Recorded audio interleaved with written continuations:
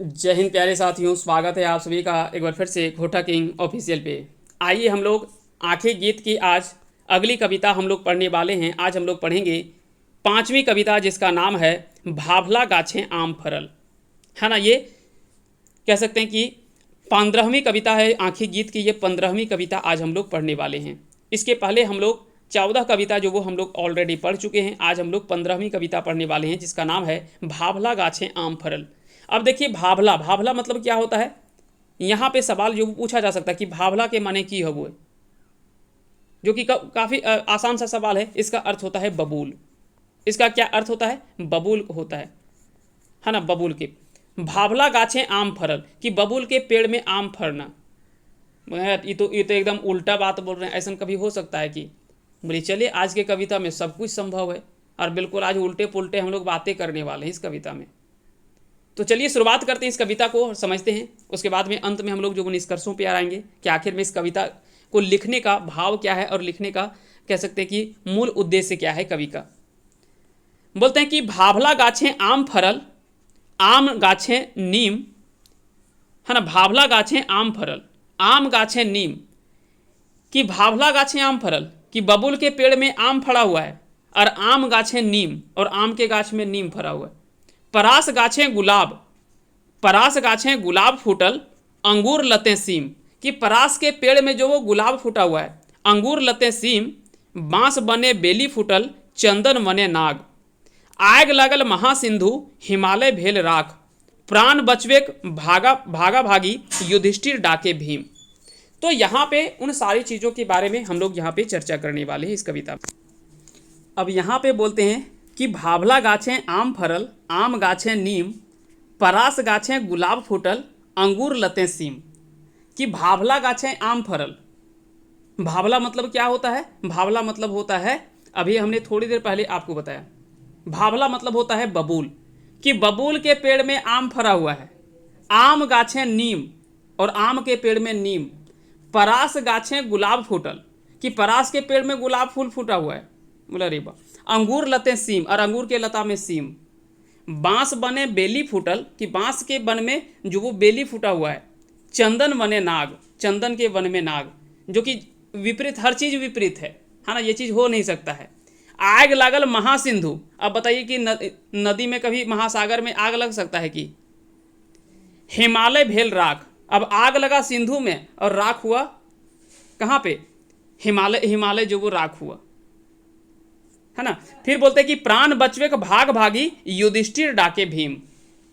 अब यहां पे बोलते हैं कि भाभला गाछें आम फरल, आम गाछें नीम। की आम के पेड़ में नीम फरा हुआ है, परास के गाछ में गुलाब, अंगूर के लता में जो वो नीम फला हुआ है, बांस के बोन में केली का फूल लगा हुआ है।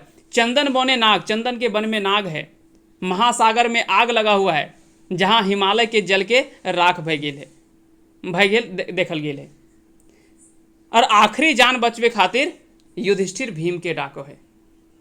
इस प्रकार से अगर देखा जाए, है ना, तो यहाँ पे इस कविता में बताया क्या गया है, तो यह एक यथार्थवादी कविता है। क्या है? यह एक यथार्थवादी कविता है। यथार्थवादी किसको कहते हैं? जो रियलिज्म पर, यानी जो यथार्थ, जो अपने आंखों से आप जो चीज़ों को देख पाते हैं उसी को हम कहते हैं।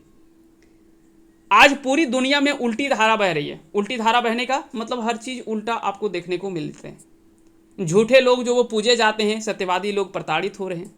सत्य की प्रतिष्ठा जो वो कहीं ना कहीं दांव पर लगा हुआ है। असत्यवादी लोग जो वो एकदम अच्छे से ठाठ बाट से वो राज कर रहे हैं। तो यहाँ पे ये सारी चीज़ें जो बताया गया है वो किस रूप में यहाँ पे बताते हैं, तो इस प्रकार से इस कविता में जो विरोध मूलक काम जो वो दिखाया गया है कि कुछ ऐसे लोग हैं जो आज के व्यवस्था में कुव्यवस्था प्रतीक के रूप में, यानी विसंगतियों को दिखाया गया है कि किस प्रकार की आज व्यवस्था को कुव्यवस्था के रूप में बदल करके रख दिया है ना।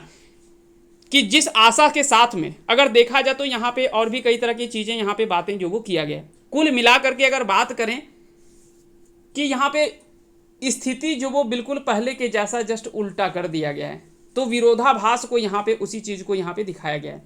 अब ये बताया क्यों गया है, तो यहाँ पे एक यथार्थवादी भाव की ये कविता है और पाणिनि जी के द्वारा यह लिखी गई कविता है। भाभला गाछें आम फरल, आंखी गीत में यह छपी हुई कविता है।